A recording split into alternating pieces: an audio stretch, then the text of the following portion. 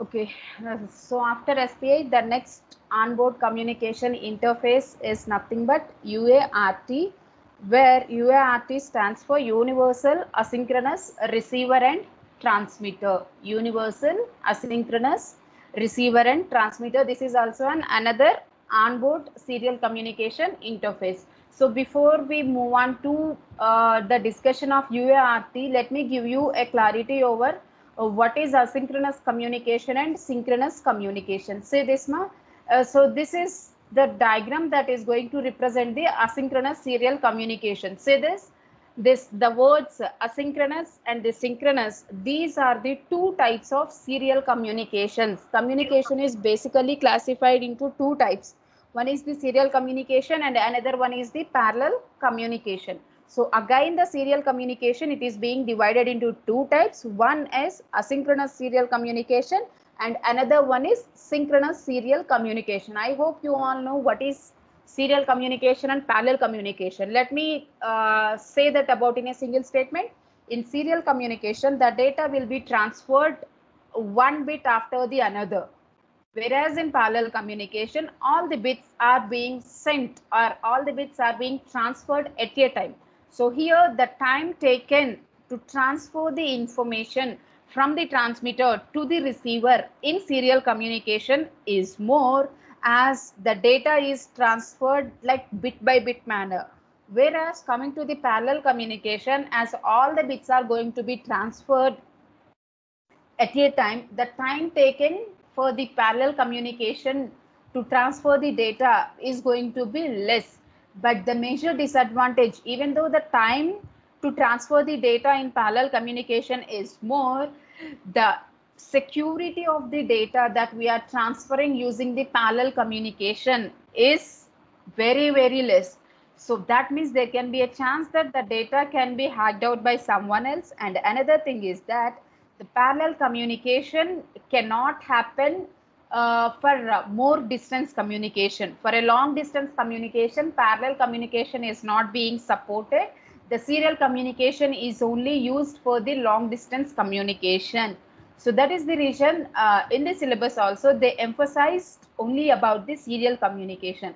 The security will be more and is used for the longer distances as well. So moving on to its classification, as I told you just now, serial communication is of two types: asynchronous serial communication and synchronous serial communication. In asynchronous serial communication, what will happen is, just give me a second, ma.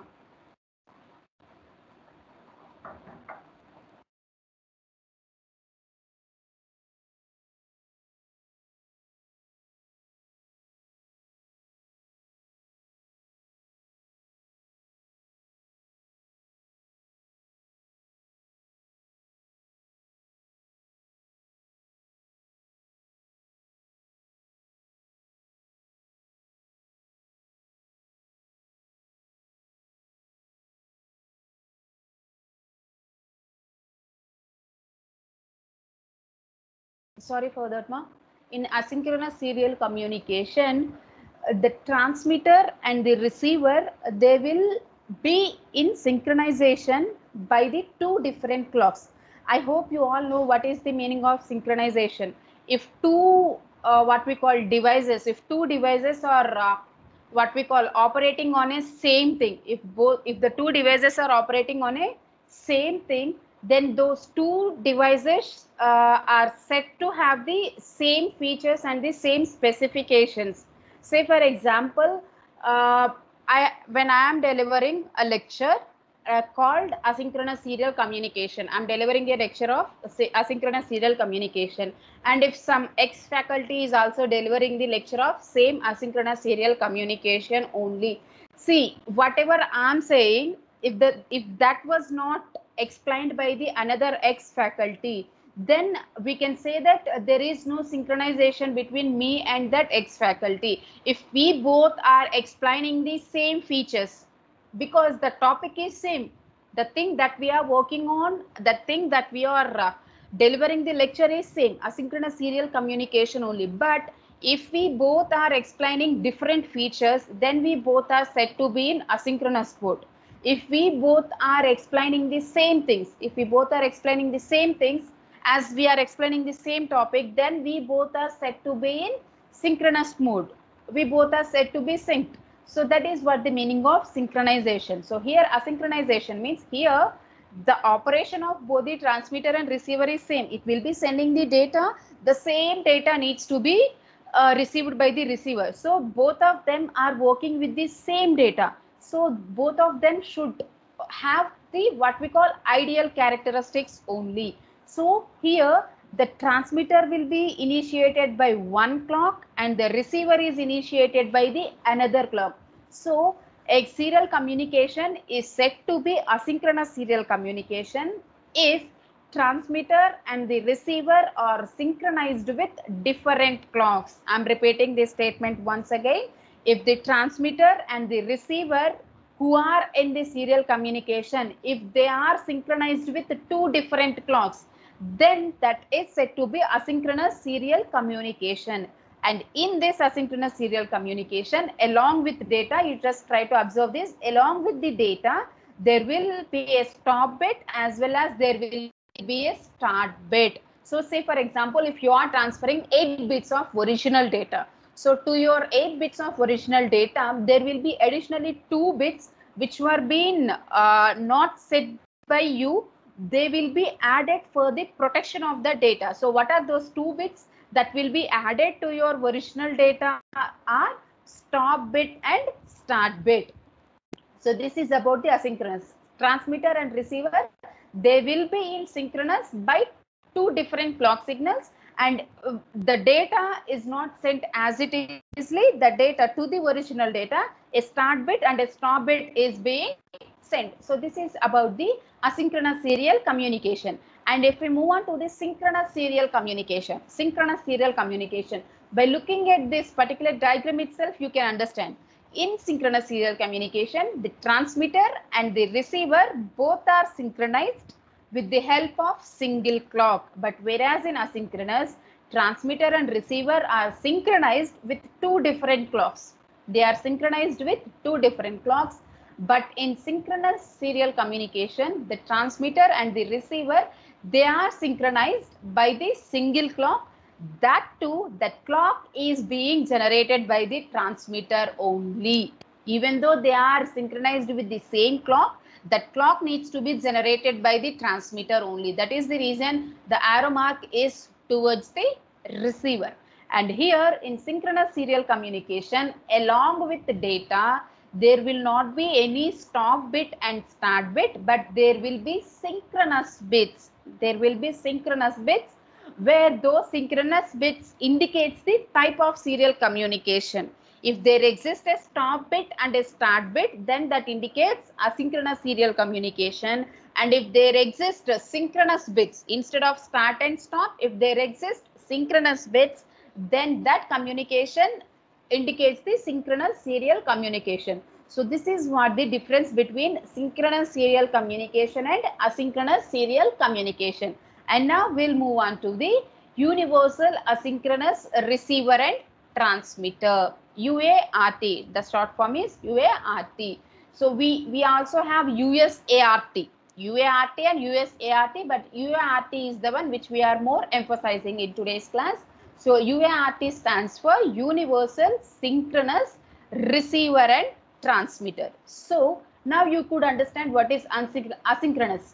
So here in this particular UART interface, the transmitter and the receiver both are synchronized with two different clocks. Both are synchronized with two different clocks. Okay, and so here I have written that no clock signal for the synchronization. That means same clock is not used for the synchronization. Same clock is not used for the synchronization.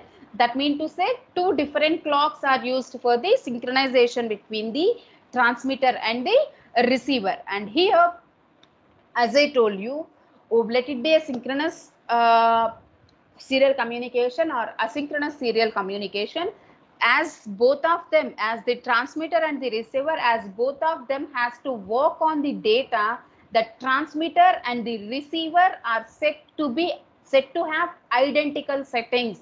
The transmitter and the receiver should have the same features. So if we look into the features that transmitter and the receiver should have, the common are, one is the baud rate, stop bit, start bit, parity bit, and control flow. So here 1, 2, 3, 4, and 5. So here there are 5 parameters, wherein which these 5 parameters should be same for both transmitter and receiver. So these 5 parameters of the transmitter and the receiver of UART should be same for both transmitter and receiver. What are they? One is the baud rate. Baud rate is nothing but how many bits are being transferred at a time per second. Stop bit, start bit, parity bit, as well as the flow control bit. So here, just here I have considered one example. See here, if you look at this particular data, first try to understand how many bits this data is having. Here it is having 1, 2, 3,